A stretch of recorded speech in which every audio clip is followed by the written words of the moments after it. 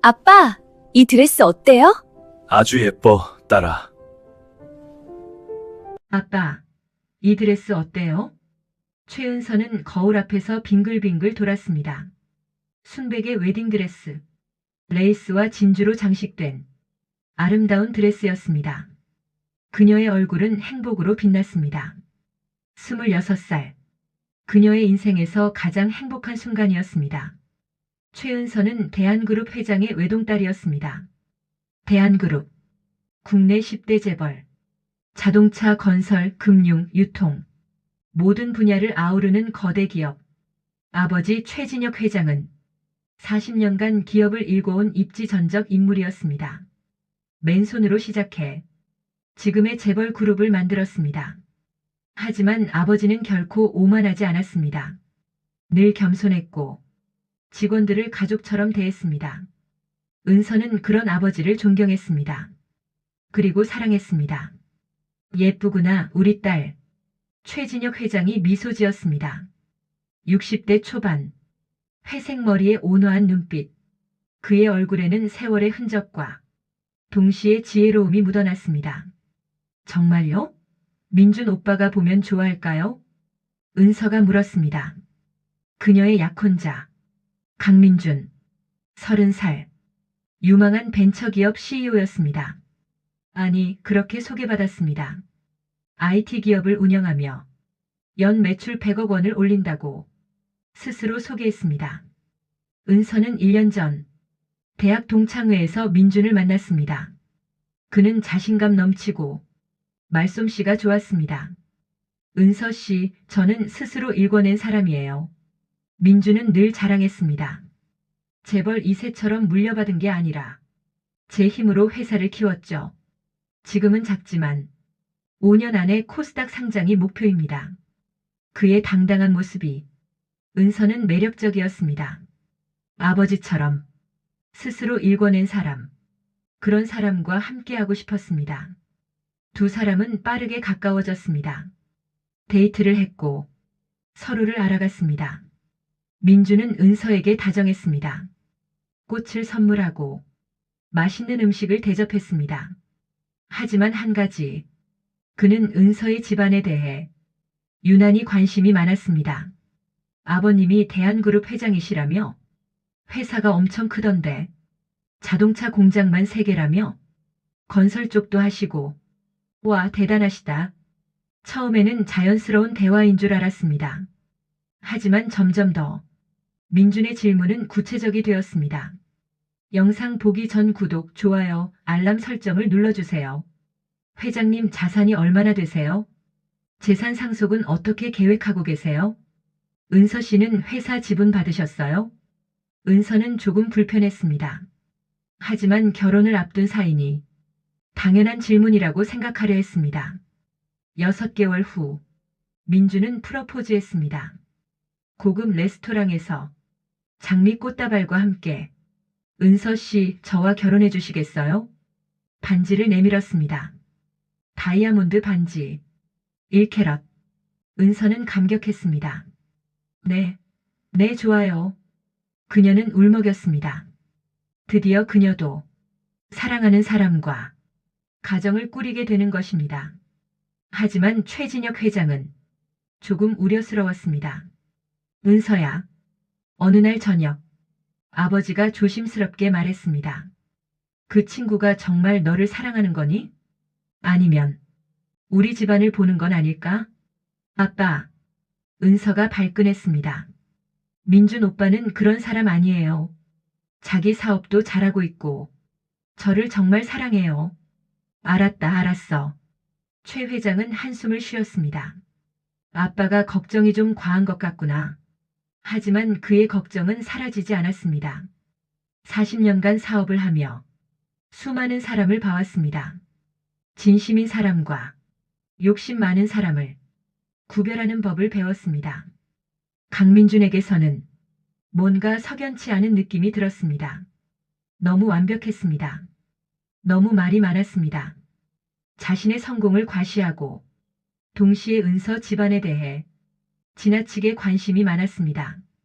최 회장은 비밀리에 조사를 의뢰했습니다.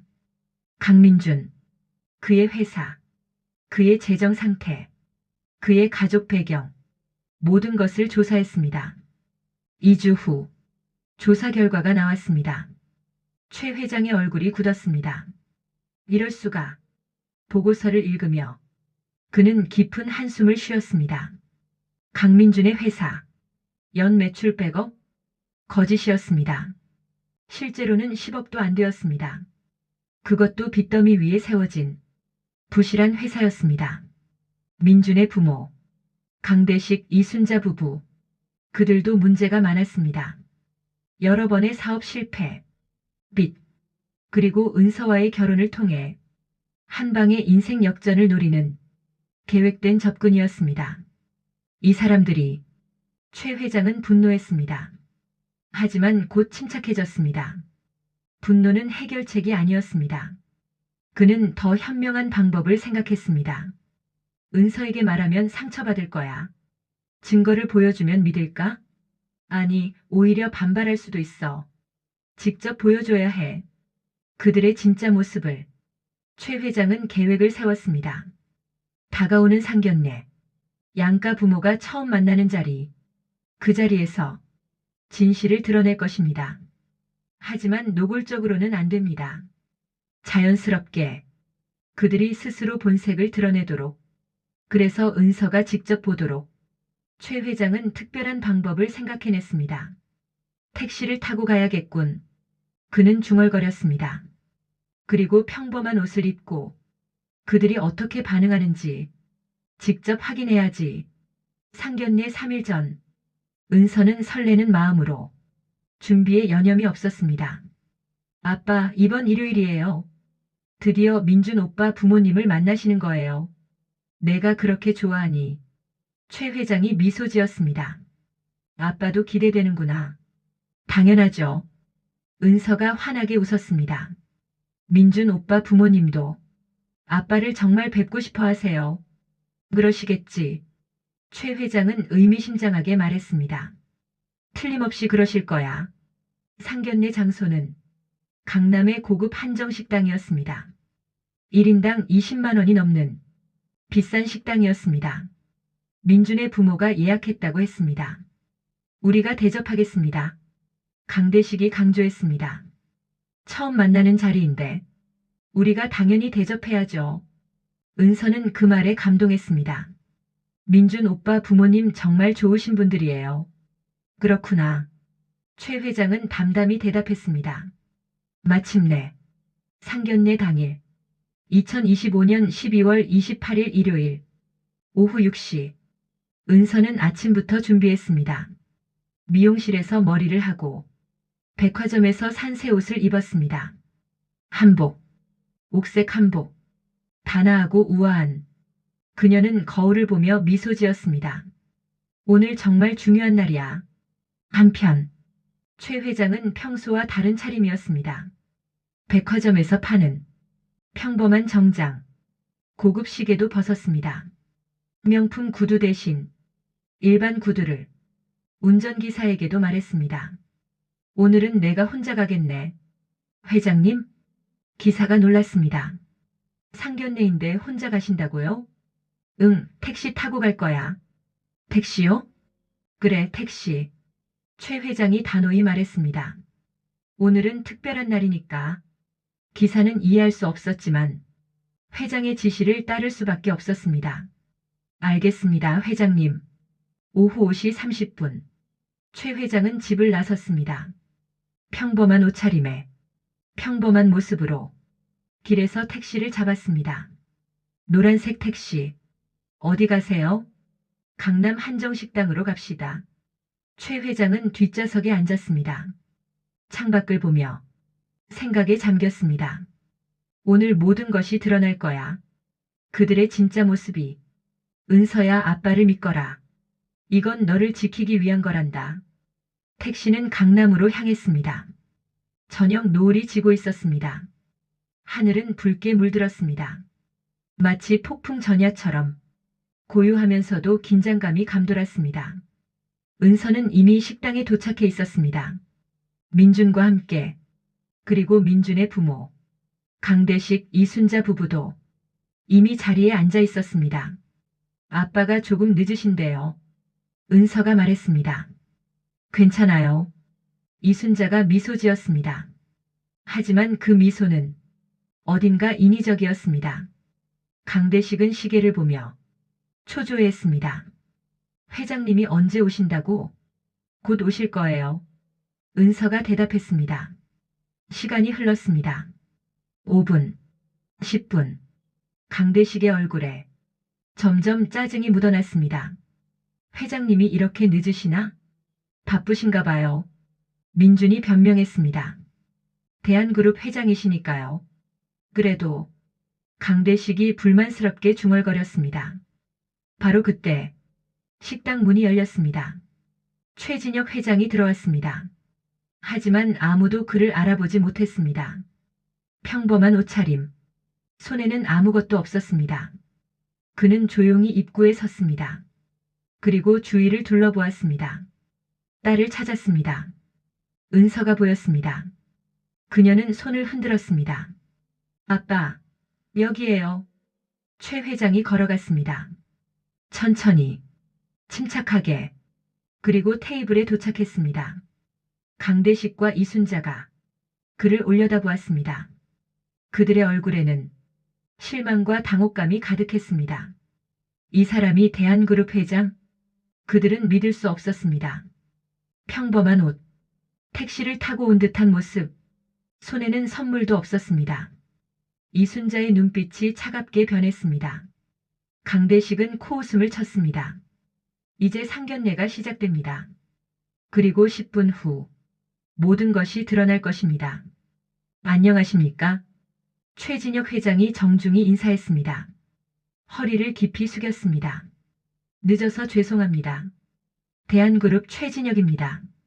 강대식은 건성으로 고개만 끄덕였습니다. 일어나서 맞이하지도 않았습니다. 이순자는 아예 스마트폰만 들여다보고 있었습니다. 아, 네. 강대식이 무심하게 말했습니다. 앉으세요. 최 회장은 천천히 자리에 앉았습니다. 은서 옆에. 아빠. 은서가 반갑게 말했습니다. 이쪽은 민준 오빠 아버님. 강대식 사장님이세요. 강대식. 55세. 짙은 화장에 명품 정장을 입고 있었습니다. 롤렉스 시계, 에르메스 벨트, 루이비통 지갑을 테이블에 올려놓았습니다. 과시하듯. 그리고 이쪽은 어머님. 이순자 여사님이세요. 이순자. 50대 초반. 온몸에 명품을 걸쳤습니다. 샤넬 가방, 카르티에 목걸이, 다이아몬드 귀걸이. 하지만 어딘가 어색했습니다. 마치 빌린 것처럼 어울리지 않았습니다. 반갑습니다. 최 회장이 다시 인사했습니다. 이순자는 대답도 하지 않았습니다. 그저 최 회장을 위아래로 훑어봤습니다. 그녀의 눈빛에는 명백한 실망이 담겨 있었습니다. 이게 대한그룹 회장? 옷 좀 봐. 백화점에서 파는 싸구려잖아. 시계도 없고, 가방도 없고, 선물도 없어? 이순자는 속으로 혀를 찼습니다. 강대식도 마찬가지였습니다. 그는 최 회장을 훑어보며 얼굴을 찌푸렸습니다. 회장님, 강대식이 건조하게 말했습니다. 교통이 불편하셨나 봅니다. 아니요, 괜찮았습니다. 운전기사가 오늘 쉬나 봐요? 강대식의 목소리에 비꼬는 뉘앙스가 담겨 있었습니다. 아, 오늘은 택시를 타고 왔습니다.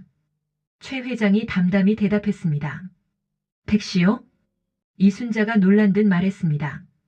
회장님이 택시를요? 네, 가끔은 택시도 타죠.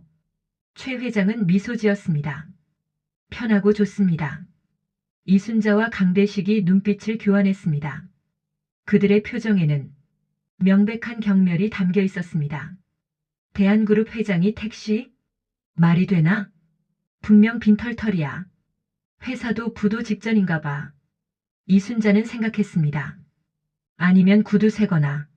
강대식도 속으로 비웃었습니다. 이런 사람이 재벌 회장? 우리 민준이가 속은 거 아니야? 민준은 불안해하기 시작했습니다. 그도 예상치 못한 상황이었습니다. 장인어른이 왜 이렇게 오셨지? 평소에는 운전기사 딸린 벤츠 타시는데 오늘 무슨 일이지? 은서는 상황을 눈치채지 못했습니다. 그저 양가 부모가 만나 행복한 시간을 보내기를 바랐습니다. 자, 이제 식사하시죠. 은서가 밝게 말했습니다. 제가 미리 주문해놨어요. 웨이터가 음식을 가져왔습니다. 전체 요리, 고급 한정식, 1인당 25만원짜리 코스였습니다. 음식이 하나씩 나왔습니다. 하지만 분위기는 차가웠습니다. 강대식과 이순자는 최 회장을 노골적으로 무시했습니다. 대화를 걸지도 않았습니다. 눈도 마주치지 않았습니다. 마치 투명인간 취급하듯. 민준아, 강대식이 아들에게 말했습니다. 이번에 회사 투자 받는 거 잘 진행되고 있니? 아, 네 아버지. 민준이 대답했습니다. 곧 계약서 쓸 것 같아요. 그래, 잘 됐다. 강대식이 만족스럽게 고개를 끄덕였습니다. 그리고 은서를 보며 말했습니다. 은서 씨. 네. 우리 민준이 회사 대한그룹에서 투자 좀 받을 수 있을까요? 갑작스러운 질문이었습니다. 은서는 당황했습니다. 아, 그건 회장님. 강대식이 최 회장을 보며 말했습니다. 우리 민준이 사업 정말 전망이 좋습니다. 대한그룹에서 200억 정도만 투자해 주시면 5년 안에 10배로 불려드릴 수 있어요. 최 회장은 조용히 듣고 있었습니다. 표정 변화 없이 어떻게 생각하십니까? 강대식이 재촉했습니다. 글쎄요. 최 회장이 천천히 말했습니다. 투자는 신중해야 하니까요. 신중하긴요. 이순자가 끼어들었습니다. 우리 민준이가 얼마나 똑똑한데요. 서울대 출신에 사업도 잘하고 이런 기회 흔치 않아요. 그녀의 목소리는 점점 커졌습니다. 최 회장은 여전히 침착했습니다. 민준 씨 회사에 대해 좀 더 알아봐야 할 것 같습니다. 뭘 알아봐요? 강대식이 짜증스럽게 말했습니다. 우리 아들 회사 연 매출 100억이에요.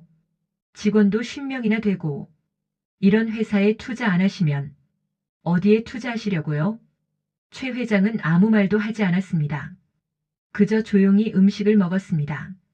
그의 침묵이 강대식과 이순자를 더욱 화나게 만들었습니다.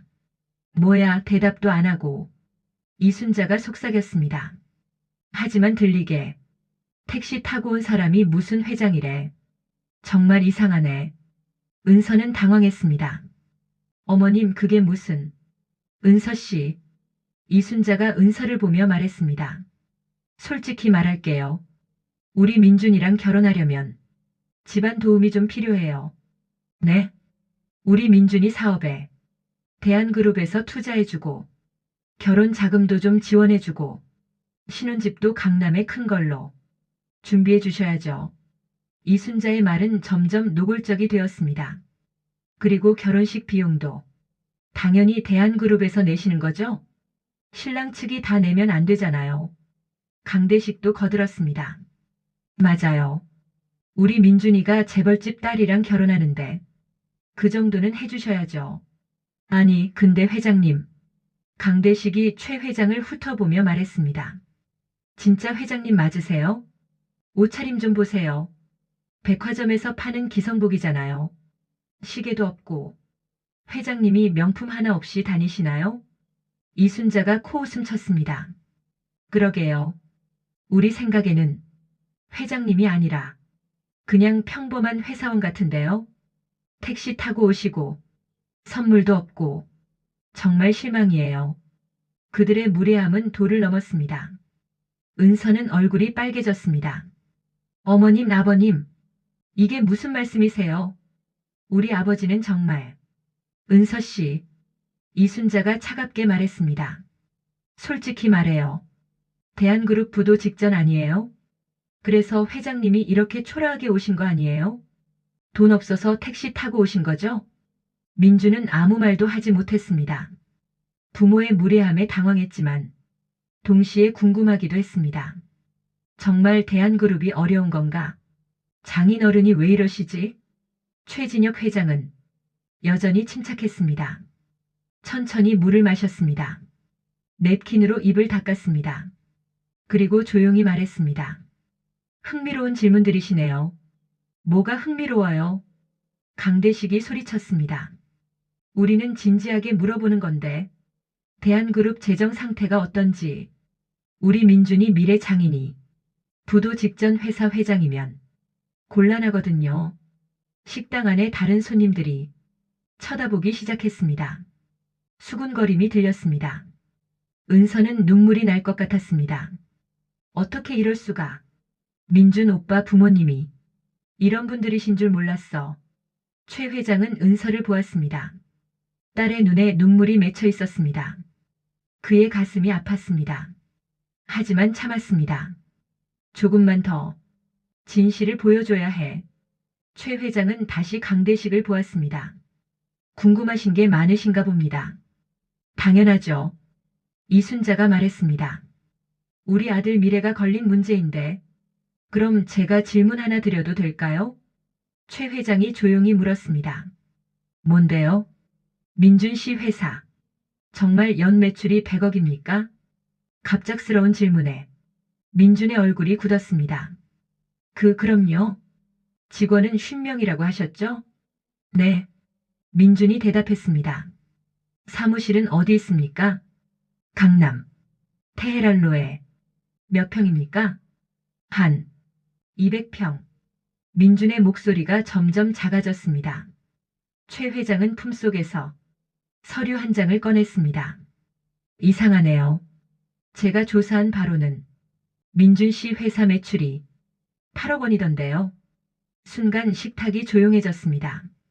민준의 얼굴이 새하얗게 질렸습니다. 그리고 직원은 5명. 사무실은 20평짜리 원룸. 게다가 빚이 3억 원. 최 회장의 목소리는 차분했지만 날카로웠습니다. 이게 사실 아닙니까? 강대식과 이순자의 얼굴이 굳어졌습니다. 분위기가 급변했습니다. 침묵이 흘렀습니다. 무거운 침묵. 식탁 위의 음식은 식어갔습니다. 아무도 손을 대지 않았습니다. 민준은 식은땀을 흘렸습니다. 이마에 땀방울이 맺혔습니다. 손이 떨렸습니다.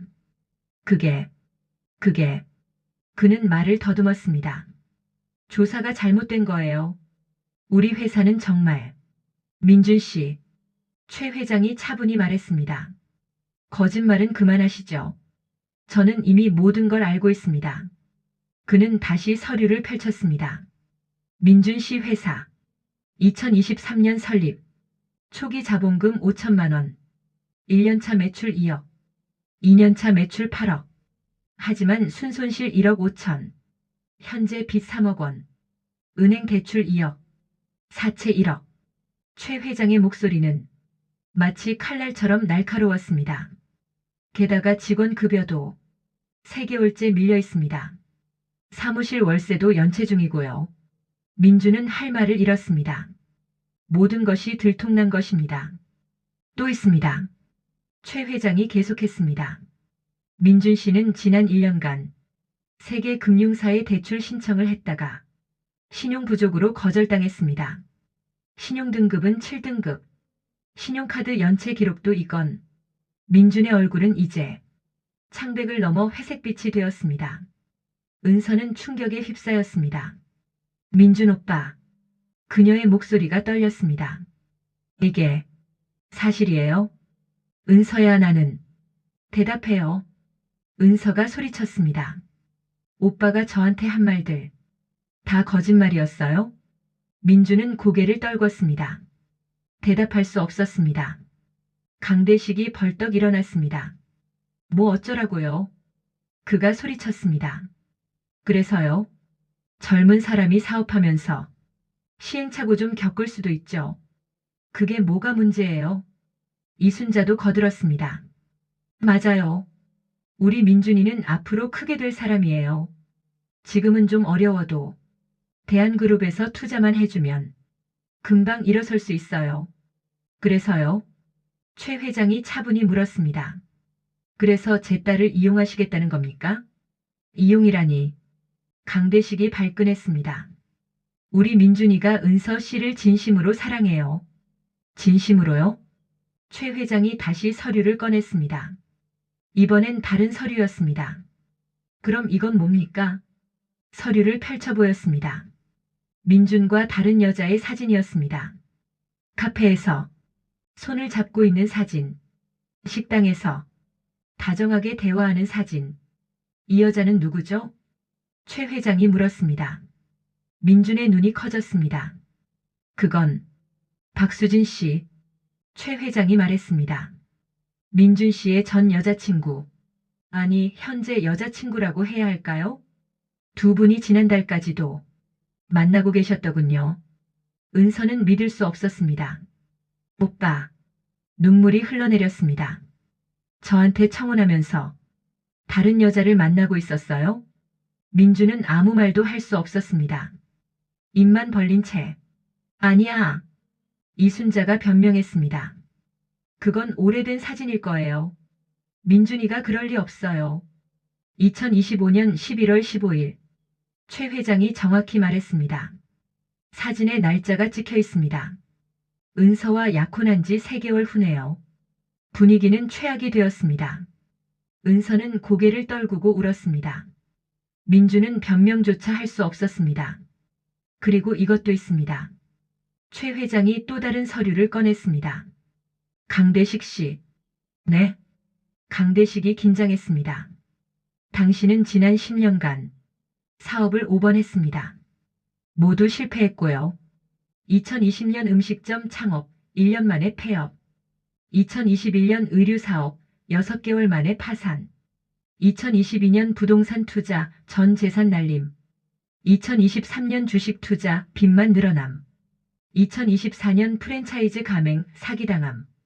강대식의 얼굴이 굳었습니다. 현재 당신의 빚은 최 회장이 계속했습니다. 총 5억 원. 은행 대출 3억. 사채 2억. 이자 만월 500만 원입니다. 그리고 이순자 씨. 이순자가 움찔했습니다. 당신은 현재 백화점 3곳에서 신용카드 연체 중입니다. 총 연체액 2천만 원. 명품 쇼핑으로 만든 빚이죠. 오늘 입고 오신 샤넬 가방, 카르티에 목걸이. 모두 렌탈입니다. 이순자의 얼굴이 붉어졌습니다. 어떻게? 제가 다 조사했습니다. 최 회장이 단호하게 말했습니다. 당신들은 처음부터 제 딸을 노렸습니다. 대한그룹의 재산을 탐냈습니다. 민준 씨의 접근도 계획된 것이었습니다. 대학 동창회에서 우연히 만난 게 아니라 사전에 조사하고 의도적으로 접근한 것입니다. 민주는 부인할 수 없었습니다. 모든 것이 들통났습니다. 우리 목표는 최 회장이 말했습니다. 결혼으로 대한그룹에 들어가 투자금을 받아내고 결국 회사까지 장악하려던 것 맞습니까? 침묵이 흘렀습니다. 아무도 대답하지 못했습니다. 답해보세요. 최 회장의 목소리가 차갑게 식었습니다. 강대식이 갑자기 테이블을 쳤습니다. 그래서 어쩌라고요? 그가 소리쳤습니다. 당신이 뭔데? 우리 인생을 간섭해요. 우리가 좀 어려우면 어때요? 은서 씨가 도와주면 되잖아요. 그게 뭐가 문제예요? 문제가 아니죠. 최 회장이 차분히 말했습니다. 범죄입니다. 뭐? 사기 결혼. 최 회장이 명확히 말했습니다. 재산을 노리고 거짓으로 접근한 것. 이건 범죄 행위입니다. 사기? 민준이 떨었습니다. 네, 사기입니다. 최 회장이 단호히 말했습니다.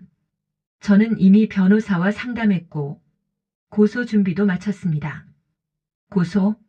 강대식의 얼굴이 하얗게 질렸습니다.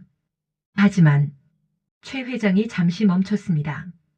딸 생각에 고소는 하지 않겠습니다. 대신 오늘 이 자리에서 깨끗하게 정리하십시오. 최 회장은 일어섰습니다. 은서야. 네, 아빠. 은서는 울면서 대답했습니다. 이 사람들과 더 이상 인연을 이어갈 필요 없다. 하지만 아빠, 이건 아빠의 명령이 아니라 최 회장이 부드럽게 말했습니다. 아빠의 부탁이야. 제발 이 사람들과 헤어져라. 이들은 너를 사랑하지 않아. 너의 재산만 사랑할 뿐이야. 은서는 민준을 보았습니다. 민준은 고개를 들지 못했습니다. 변명할 말이 없었습니다. 민준 오빠. 은서가 떨리는 목소리로 물었습니다. 아빠 말이 사실이에요? 대답해요. 민준은 침묵했습니다. 그 침묵이 답이었습니다. 은서는 손가락에서 약혼 반지를 빼냈습니다. 다이아몬드 반지. 한때는 사랑의 증표였던. 돌려드릴게요. 그녀가 반지를 테이블에 놓았습니다. 은서 씨. 민준이 다급히 말했습니다. 제발 한 번만 더. 됐어요. 은서가 차갑게 말했습니다. 더 이상 보고 싶지 않아요. 그녀는 자리에서 일어났습니다. 우리 결혼 취소하겠습니다. 아니 잠깐. 이순자가 소리쳤습니다. 은서 씨, 다시 생각해봐요. 우리 민준이가 잘못했지만 사모님, 최 회장이 차갑게 말했습니다. 더 이상 제 딸에게 말 걸지 마십시오. 당신, 강대식이 벌떡 일어났습니다. 당신이 뭔데 우리를 무시해. 택시나 타고 다니는 주제에. 최 회장은 침착하게 말했습니다. 제가 오늘 택시를 탄 이유 아십니까? 당신들의 본색을 보기 위해서였습니다. 뭐?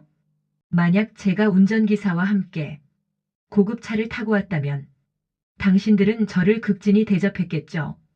하지만 택시를 타고 평범한 옷을 입고 오니 노골적으로 무시하더군요. 최 회장의 눈빛이 차가워졌습니다. 그게 당신들의 진짜 모습입니다. 사람을 겉모습으로만 판단하고 돈으로만 평가하는 그런 사람들입니다. 강대식과 이순자는 할 말을 잃었습니다. 제 딸은 최 회장이 단호히 말했습니다. 그런 사람들과 인연을 맺을 수 없습니다. 그는 은서의 손을 잡았습니다. 가자 은서야. 네 아빠. 두 사람은 식당을 나섰습니다.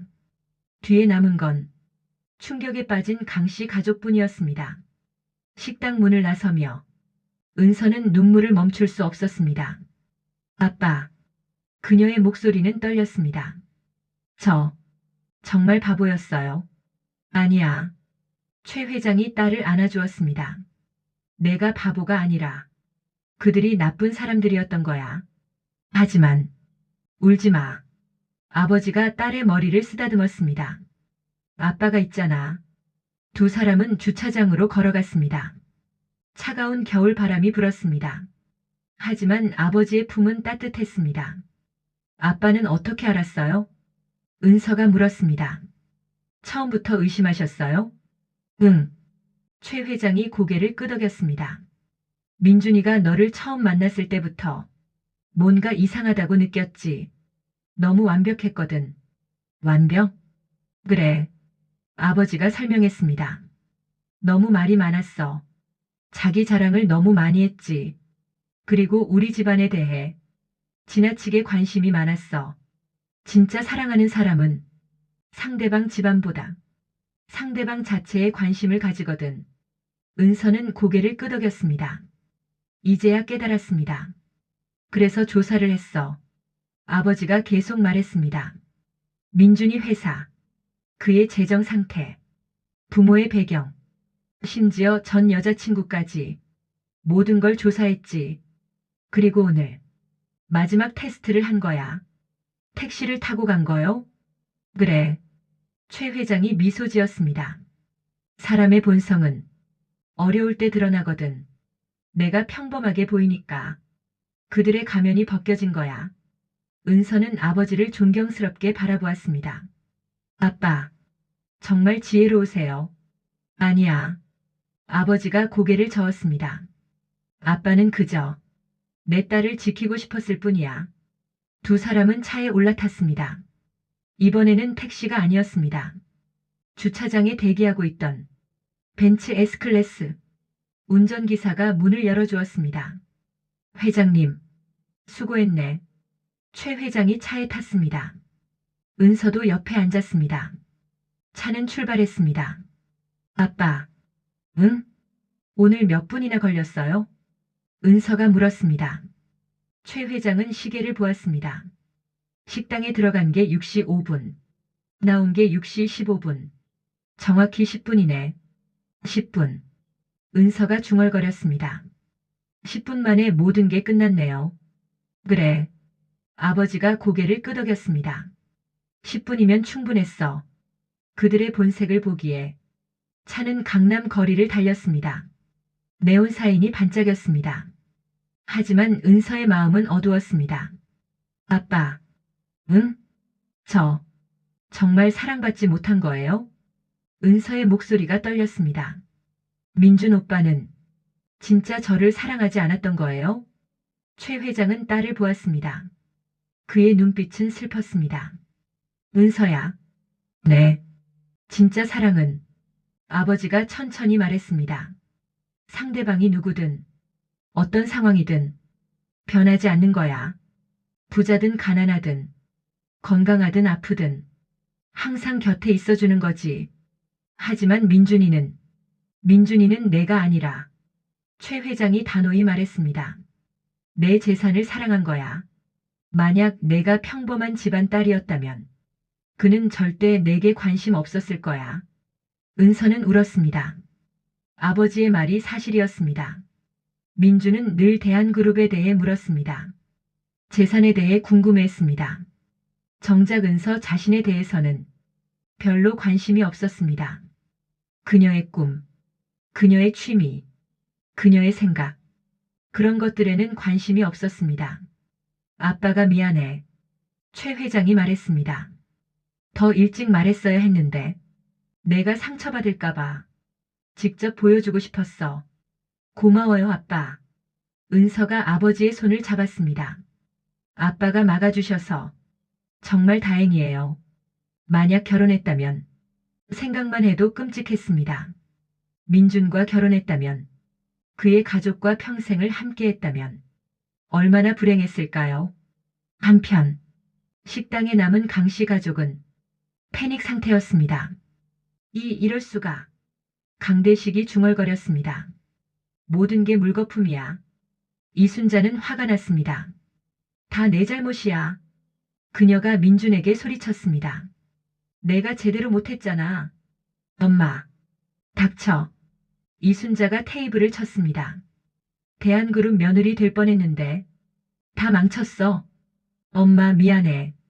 민주는 고개를 떨궜습니다. 미안하면 뭐해.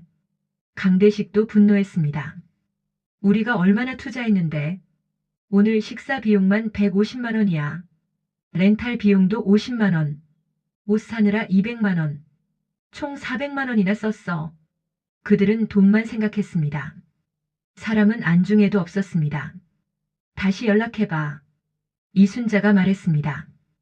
은서 씨한테 사과하고 다시 만나자고 해. 엄마 그건 안 돼? 강대식이 소리쳤습니다. 우리가 이대로 끝날 순 없어. 대한그룹이야. 조단위 재산이라고. 하지만 민주는 알고 있었습니다. 모든 게 끝났다는 것을. 은서가 다시 돌아올 리 없었습니다. 그리고 최 회장도 절대 용서하지 않을 것입니다. 휴대폰 꺼내. 이순자가 재촉했습니다. 은서 씨한테 전화해. 민주는 마지못해 전화를 걸었습니다. 하지만 현재 전화를 받을 수 없습니다. 차단되어 있었습니다. 문자라도 보내봐. 강대식이 소리쳤습니다. 민주는 문자를 보냈습니다. 은서야 미안해. 다시 만나줘. 설명할 기회를 줘. 하지만 답장은 오지 않았습니다. 10분, 20분, 30분이 지났습니다. 아무 연락도 없었습니다. 안 되겠어. 강대식이 일어났습니다. 직접 찾아가자. 대한그룹 본사로. 아빠 그건. 닥치고 따라와. 세 사람은 서둘러 식당을 나왔습니다. 하지만 그들이 모르는 것이 있었습니다. 최 회장은 이미 모든 준비를 마쳤습니다. 보안팀에 지시했습니다. 강씨 가족이 찾아오면 절대 들여보내지 마시오. 필요하면 경찰을 부르시오. 알겠습니다, 회장님. 또한 법무팀에도 지시했습니다. 강민준 씨의 회사 조사하시오. 불법적인 부분이 있으면 고발 준비하시오. 네, 회장님. 최 회장은 철저했습니다. 딸을 지키기 위해 모든 수단을 동원했습니다. 그날 밤, 은서는 잠들 수 없었습니다. 창밖을 바라보며 지난 1년을 돌아봤습니다. 민준과의 추억들, 그 모든 것이 거짓이었습니다. 웃음도, 다정함도, 사랑의 고백도 모두 계산된 연기였습니다. 눈물이 흘렀습니다. 하지만 동시에 안도감도 느꼈습니다. 아빠가 막아주셔서 다행이야. 결혼 전에 알게 돼서 다행이야. 그녀는 창문을 열었습니다. 차가운 겨울 바람이 들어왔습니다. 깊이 숨을 들이마셨습니다. 그리고 다짐했습니다. 이제 다시 시작이야. 더 신중하게, 더 현명하게, 진짜 사랑을 찾을 거야. 멀리서 시계탑 종소리가 들렸습니다. 자정을 알리는 종소리. 새로운 날의 시작. 은서는 미소 지었습니다. 비록 눈물이 흘렀지만 그녀는 알았습니다. 이것이 끝이 아니라 새로운 시작임을. 다음 날 아침, 대한그룹 본사는 분주했습니다. 임원 회의가 열렸습니다. 회의실에 임원 10명이 모였습니다. 최 회장도 참석했습니다. 회장님, 비서실장이 보고했습니다. 어제 밤부터 강민준 씨가 계속 본사를 찾아왔습니다. 하지만 경비팀에서 막았습니다. 잘했네. 최 회장이 고개를 끄덕였습니다. 앞으로도 절대 들여보내지 말게. 그런데 회장님, 법무팀장이 말했습니다. 강민준 씨 회사를 조사한 결과 심각한 문제들이 발견되었습니다. 어떤 문제들인가? 첫째, 투자금 횡령. 법무팀장이 서류를 펼쳤습니다. 투자자들에게 받은 돈을 개인 용도로 사용했습니다. 고급 차 구입, 명품 구매, 도박. 둘째, 허위 사업 설명. 투자자들에게 거짓 정보를 제공했습니다. 매출을 부풀렸고 사업 전망을 과장했습니다. 셋째, 직원 임금 체불. 5명의 직원 급여를 3개월째 밀리고 있습니다. 최 회장의 얼굴이 굳었습니다. 이건 범죄네. 네, 회장님. 고발할 수 있나? 충분합니다. 법무팀장이 확신에 차 말했습니다. 증거도 확보했습니다. 최 회장은 잠시 생각했습니다. 고발하면 민주는 감옥에 갈 것입니다. 하지만 은서가 또 상처받을 수 있습니다. 일단 보류하세. 최 회장이 결정했습니다. 하지만 증거는 보관하고 필요하면 언제든 고발할 수 있게. 알겠습니다. 회의가 끝나고 최 회장은 은서를 찾아갔습니다. 딸의 방문을 노크했습니다. 은서야, 아빠야. 들어오세요. 은서는 침대에 앉아 있었습니다. 눈이 퉁퉁 부어 있었습니다. 밤새 울었던 것입니다. 괜찮니? 아버지가 걱정스럽게 물었습니다. 네, 괜찮아요. 은서가 억지로 미소 지었습니다. 하지만 괜찮지 않았습니다. 아빠한테 말해줘. 최 회장이 딸 옆에 앉았습니다. 무슨 생각하고 있는지. 은서의 눈에 눈물이 고였습니다. 저는 왜 이렇게 바보일까요? 1년 동안이나 속았잖아요. 그건 내 잘못이 아니야. 아버지가 딸의 손을 잡았습니다. 사기꾼들은 원래 교묘해. 착한 사람들을 속이는 게 그들의 전문이야. 하지만 은서야. 최 회장이 딸을 바라보았습니다. 이번 일로 배운 게 있지? 네. 사람을 볼 때 아버지가 말했습니다. 겉모습만 보면 안 돼. 말만 들으면 안 돼. 행동을 봐야 해. 시간을 두고 여러 상황에서 그 사람의 진짜 모습을 확인해야 해. 은서는 고개를 끄덕였습니다. 그리고 은서야. 네. 진짜 널 사랑하는 사람은 최 회장이 강조했습니다. 내가 가진 게 아무것도 없어도 너를 사랑할 거야. 내가 부자든 가난하든 내가 예쁘든 그렇지 않든 너라는 사람 자체를 사랑하는 거지. 은서는 아버지의 말을 새겼습니다. 고마워요, 아빠. 아빠가 있어서 다행이에요. 언제든지 아빠가 있어. 최 회장이 딸을 안아주었습니다. 한편 강민준의 상황은 악화되고 있었습니다. 투자자들이 돈을 돌려달라고 몰려왔습니다.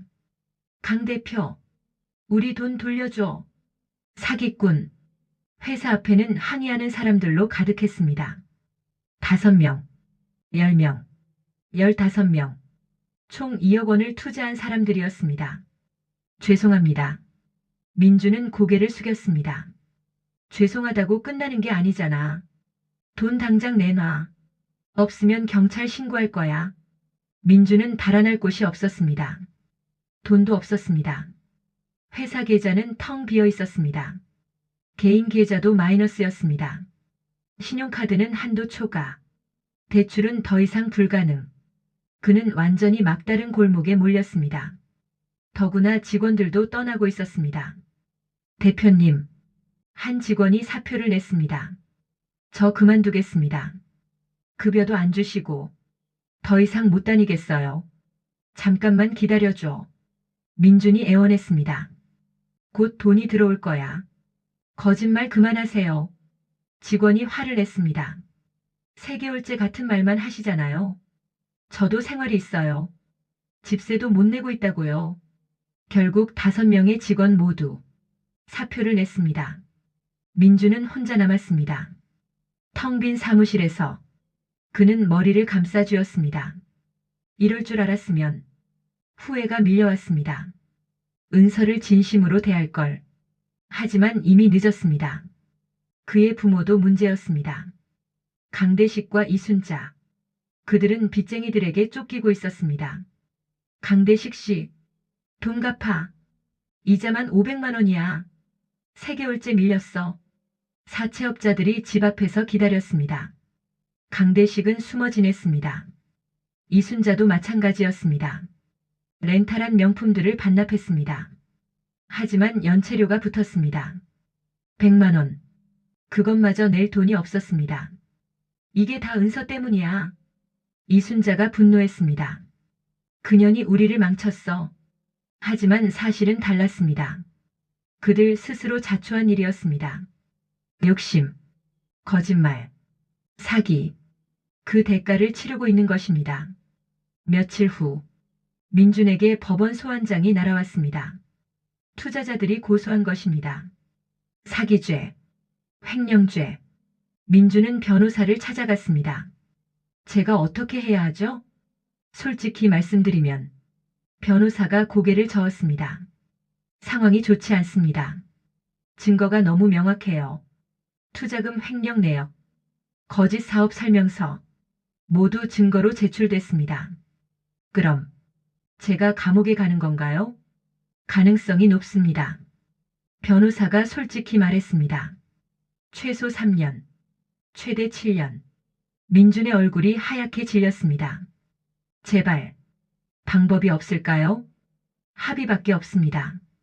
투자자들에게 돈을 돌려주고 합의하는 수밖에. 하지만 저는 돈이 없는데요. 그럼 변호사가 안타깝게 말했습니다. 각오하셔야 합니다. 그날 밤 민주는 은서에게 마지막 전화를 시도했습니다. 물론 차단되어 있었습니다. 그래서 이메일을 보냈습니다.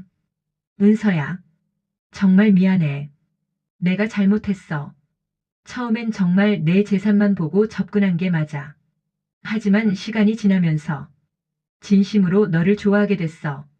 믿기 어렵겠지만 정말이야. 내가 너무 욕심을 부렸어. 너의 용서를 바라지는 않아. 그냥 미안하다는 말을 하고 싶었어. 행복하게 살아. 정말 미안해. 하지만 은서는 읽지 않았습니다. 이메일은 휴지통으로 갔습니다. 그녀는 더 이상 민준과 관련된 어떤 것도 보고 싶지 않았습니다. 2주 후 민준은 법정에 섰습니다. 판사 앞에서 그는 모든 혐의를 인정했습니다. 피고인 강민준. 판사가 판결했습니다. 사기죄 및 횡령죄로 징역 5년을 선고합니다. 집행유예 없이 즉시 수감합니다. 망치가 내려쳤습니다. 민주는 그 자리에서 무너졌습니다. 5년. 그의 인생에서 5년이 사라진 것입니다. 방청석에 앉은 부모도 울었습니다. 하지만 그 누구도 동정하지 않았습니다. 자업자득이었습니다. 그날 저녁 뉴스에서 보도되었습니다. 벤처기업 대표 투자금 횡령, 재벌가 딸과의 위장 결혼 시도, 징역 5년 선고. 은서는 뉴스를 보지 않았습니다.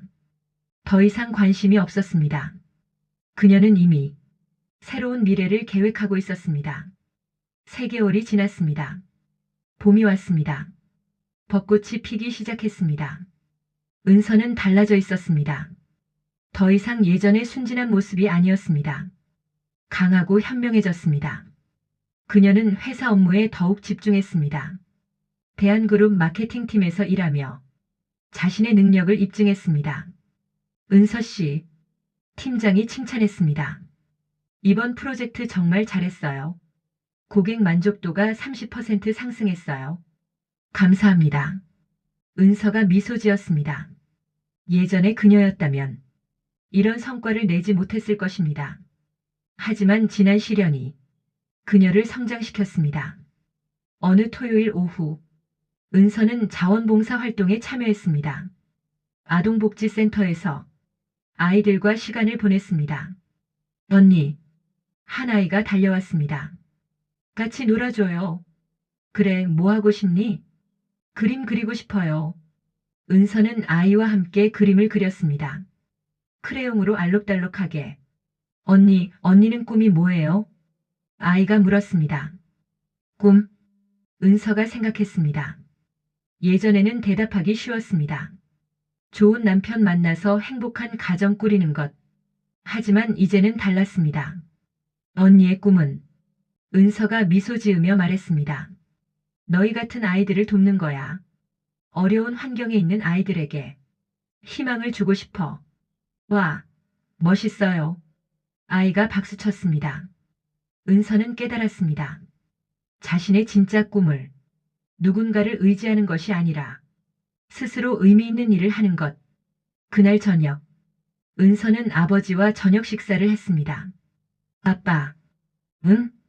저 재단 만들고 싶어요. 재단? 최 회장이 관심을 보였습니다. 네. 은서가 설명했습니다. 불우한 아동들을 돕는 재단이요. 교육 지원, 의료 지원, 생활 지원. 모든 걸 돕고 싶어요. 좋은 생각이구나. 아버지가 미소 지었습니다. 아빠가 도와줄게. 정말요? 그럼. 최 회장이 고개를 끄덕였습니다. 우리 은서가 이렇게 성장했는데 아빠가 응원해야지. 고마워요, 아빠. 은서가 아버지를 안아주었습니다. 제가 이렇게 변할 수 있었던 건 다 아빠 덕분이에요. 아빠가 절 지켜주셨잖아요. 당연한 거야. 최 회장이 딸의 머리를 쓰다듬었습니다. 아빠는 언제나 내 편이야. 그로부터 한 개월 후, 희망나눔 재단이 설립되었습니다. 은서가 이사장이 되었습니다. 대한그룹이 초기 자금 100억 원을 지원했습니다. 재단 사무실은 강남에 마련되었습니다. 직원 10명, 자원봉사자 50명. 본격적인 활동이 시작되었습니다. 첫 번째 프로젝트는 저소득층 아동 장학금 지원이었습니다. 100명의 아이들에게 1년간 학비를 지원했습니다. 정말 감사합니다. 한 어머니가 눈물을 흘렸습니다. 덕분에 우리 아이가 학교를 다닐 수 있어요. 천만에요. 은서가 따뜻하게 말했습니다. 아이가 꿈을 이룰 수 있도록 저희가 계속 돕겠습니다. 두 번째 프로젝트는 아동병원 건립이었습니다. 경기도 외곽에 200병상 규모의 병원을 짓기 시작했습니다. 저소득층 아동들이 무료로 치료받을 수 있는 병원이었습니다. 언론도 주목했습니다. 대한그룹 회장 딸, 희망나눔재단 설립, 불우 아동 지원에 앞장서 뉴스와 신문에 보도되었습니다. 은서의 이미지는 완전히 달라졌습니다. 더 이상 재벌 2세가 아니었습니다. 사회에 기여하는 청년 기업인이었습니다. 어느 날, 재단 행사가 있었습니다. 후원자들을 초대한 만찬이었습니다. 고급 호텔에서 200명이 참석했습니다. 은서는 무대에 올라 연설했습니다. 존경하는 후원자 여러분, 감사합니다. 그녀의 목소리는 자신감에 차 있었습니다. 저는 몇 달 전까지 인생의 가장 큰 시련을 겪었습니다.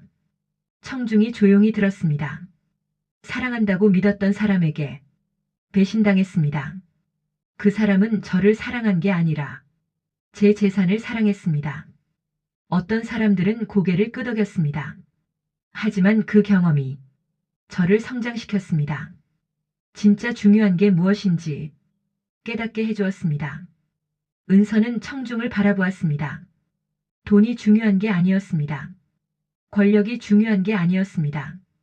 진짜 중요한 건 사람입니다. 사랑입니다. 그리고 누군가를 돕는 것입니다.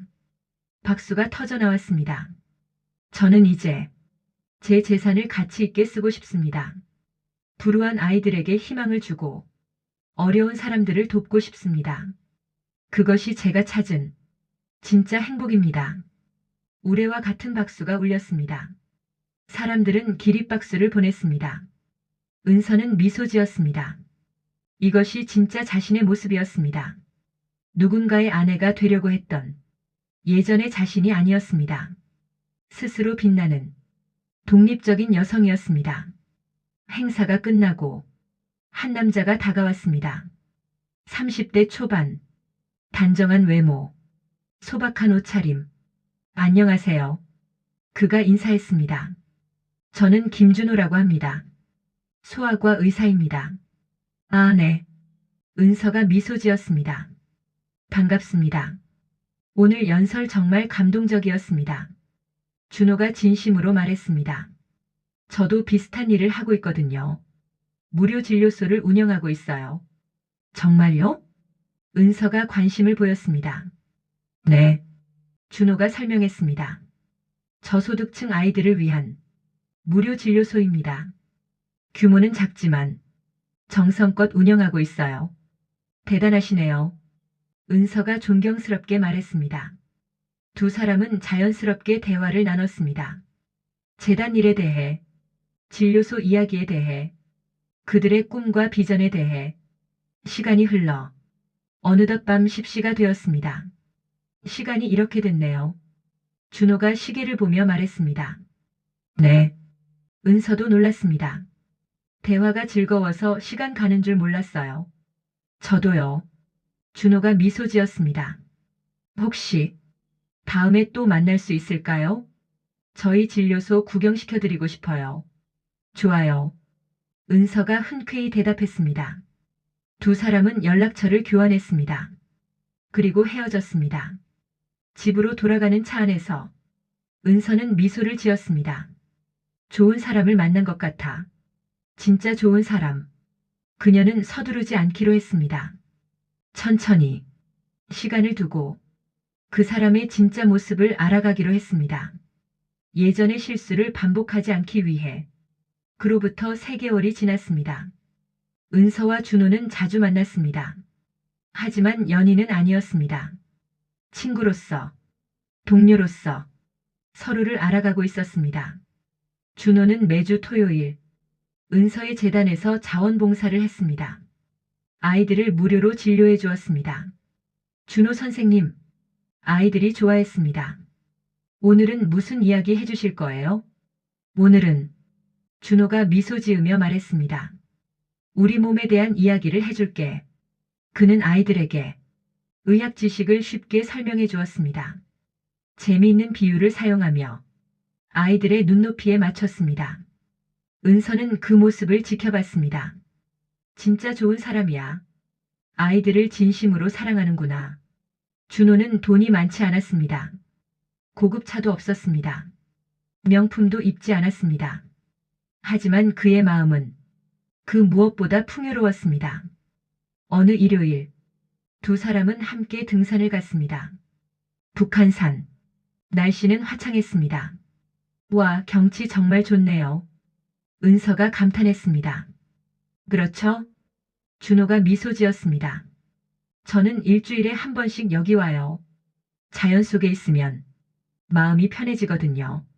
두 사람은 천천히 걸었습니다. 급하지 않게, 서두르지 않고. 은서 씨, 준호가 말했습니다. 궁금한 게 있는데. 네? 혹시 아직도 그 사람 생각 많이 하세요? 민준 오빠요? 은서가 고개를 저었습니다. 이제 안 해요. 처음엔 힘들었지만 지금은 괜찮아요. 오히려 감사하죠. 감사해요? 준호가 의아해했습니다. 네. 은서가 미소 지었습니다.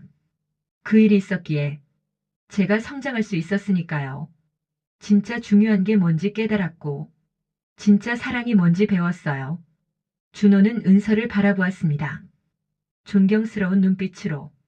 대단하시네요. 아니에요. 은서가 고개를 저었습니다. 저는 그냥 시간이 지나면서 배운 거예요. 사람은 겉모습이 아니라 내면을 봐야 한다는 것. 돈과 지위가 아니라 그 사람의 가치관과 행동을 봐야 한다는 것. 정상에 도착했습니다. 서울이 한눈에 보였습니다. 와, 은서가 감탄했습니다. 정말 멋지네요. 그렇죠? 준호가 옆에 섰습니다. 저는 여기 올 때마다 생각해요. 인생도 이런 거구나. 올라가는 과정은 힘들지만 정상에 오르면 모든 게 보인다고. 은서는 고개를 끄덕였습니다. 맞아요. 저도 그렇게 느껴요. 지난 시간은 힘들었지만 덕분에 이제는 세상이 더 명확하게 보여요. 두 사람은 나란히 서서 서울을 바라보았습니다. 그 순간 준호가 조심스럽게 말했습니다. 은서 씨. 네? 저 고백할 게 있어요. 은서의 심장이 빨리 뛰었습니다. 사실 저는 준호가 계속했습니다. 처음 은서 씨를 봤을 때부터 좋아했어요. 하지만 말하지 못했죠. 은서 씨가 힘든 시간을 겪고 있어서 제 감정을 말하는 게 부담이 될 것 같았거든요. 은서는 준호를 바라보았습니다. 그래서 기다렸어요. 준호가 솔직하게 말했습니다.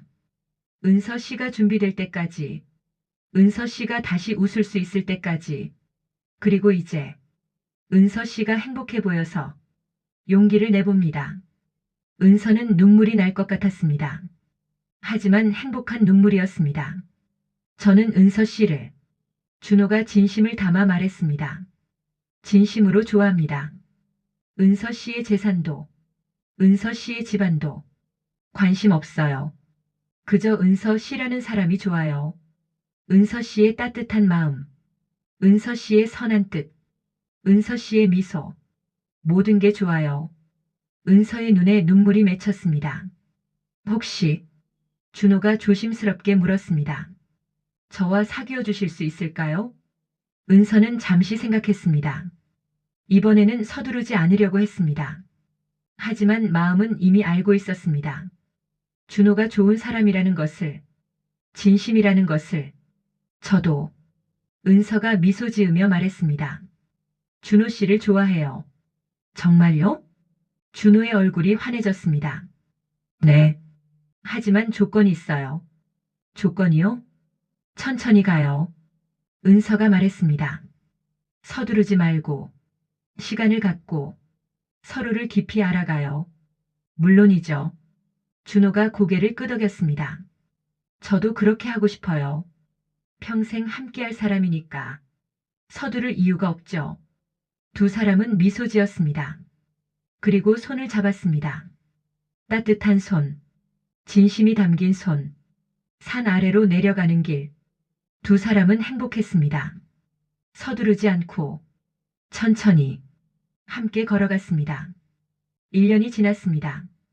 은서와 준호는 여전히 사귀고 있었습니다. 서두르지 않았습니다. 천천히 서로를 알아갔습니다. 준호는 변함없었습니다.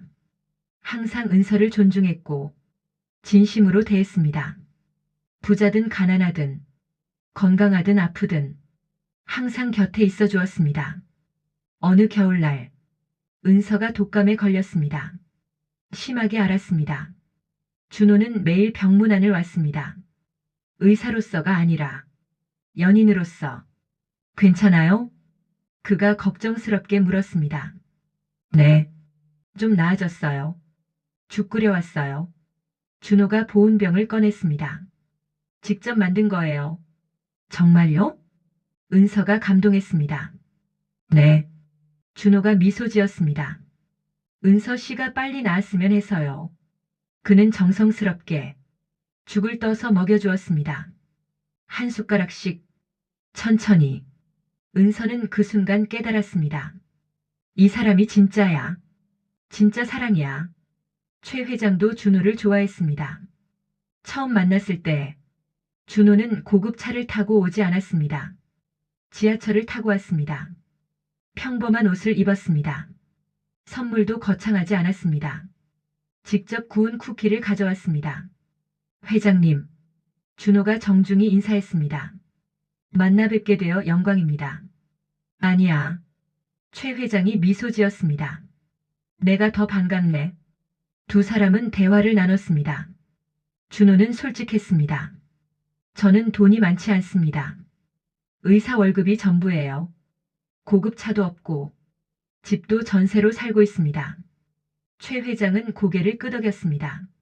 하지만 준호가 진심을 담아 말했습니다. 은서 씨를 진심으로 사랑합니다. 평생 행복하게 해드리겠습니다. 은서 씨의 재산은 관심 없습니다. 그저 은서 씨라는 사람이 좋습니다. 최 회장은 준호의 눈을 보았습니다. 거짓이 없었습니다. 진심이었습니다. 자네를 믿겠네. 최 회장이 손을 내밀었습니다. 우리 딸 잘 부탁하네. 네. 준호가 힘차게 악수했습니다. 그날 저녁, 최 회장은 은서에게 말했습니다. 좋은 사람을 만났구나. 네, 아빠. 은서가 행복하게 웃었습니다. 정말 좋은 사람이에요. 아빠가 보기에도. 최 회장이 말했습니다. 저번에 그 사람과는 완전히 달라.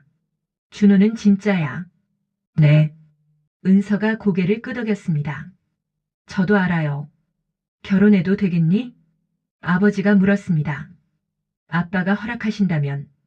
은서가 수줍게 대답했습니다. 물론이지. 최 회장이 딸을 안아주었습니다. 아빠는 내가 행복하기만 하면 돼. 2026년 봄, 준호는 은서에게 프로포즈했습니다. 장소는 화려하지 않았습니다. 그들이 처음 만난 재단 사무실이었습니다.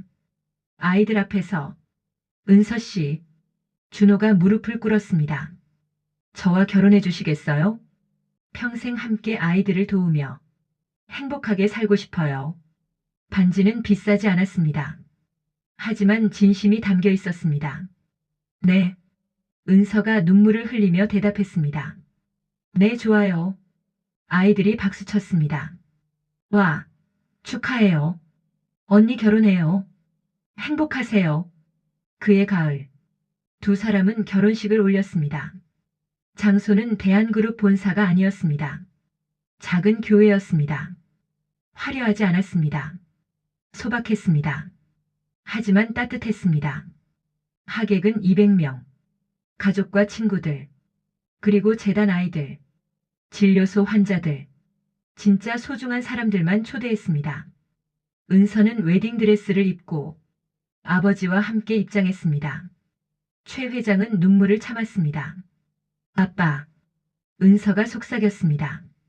고마워요. 저를 지켜주셔서. 당연한 거야. 아버지가 딸의 손을 잡았습니다. 행복하렴. 네. 은서는 준호에게 다가갔습니다. 준호는 은서를 보며 미소 지었습니다. 목사가 물었습니다. 신랑 김준호, 신부 최은서를 진심으로 사랑하며 평생 함께하겠습니까? 네. 준호가 큰 소리로 대답했습니다. 신부 최은서, 신랑 김준호를 진심으로 사랑하며 평생 함께하겠습니까? 네. 은서도 큰 소리로 대답했습니다. 이제 키스하셔도 좋습니다. 두 사람은 키스했습니다. 박수가 터져 나왔습니다. 아이들이 꽃잎을 뿌렸습니다. 행복한 순간이었습니다. 피로연에서 은서는 아이들에게 말했습니다. 여러분, 오늘 제가 결혼했어요. 하지만 걱정하지 마세요. 저는 계속 여러분 곁에 있을 거예요. 재단도 계속 운영할 거예요. 아이들이 박수쳤습니다. 준호도 말했습니다. 저도 여러분과 함께 하겠습니다. 계속 무료 진료해 드릴게요. 우리 모두 함께 행복한 세상을 만들어요. 밤이 되었습니다. 신혼여행을 가기 전 은서는 아버지를 찾았습니다. 아빠, 응? 정말 감사해요. 은서가 아버지를 안아주었습니다. 1년 전 그날, 아빠가 택시 타고 오셔서 저를 구해주셨잖아요. 아빠가 아니었으면 저는 큰 실수를 했을 거예요. 최 회장도 딸을 안아주었습니다. 아빠는 그저 내가 행복하기를 바랄 뿐이야. 이제 정말 행복해요. 은서가 미소 지었습니다. 진짜 사랑을 찾았어요. 진짜 행복을 찾았어요. 다행이구나. 아버지가 딸의 머리를 쓰다듬었습니다. 준호를 잘 만났어. 저 사람은 진짜야. 네, 알아요. 은서가 고개를 끄덕였습니다. 준호 오빠는 제가 가진 게 아무것도 없어도 저를 사랑할 사람이에요. 그게 진짜 사랑이지. 최 회장이 미소 지었습니다. 겉모습이나 재산이 아니라 사람 자체를 사랑하는 것. 그게 진짜야. 네, 아빠. 그리고 은서야. 네. 택시 타고 간 그날 기억하니? 최 회장이 물었습니다. 네, 기억해요. 아빠는 그날 10분 만에 파혼을 선언했지. 네.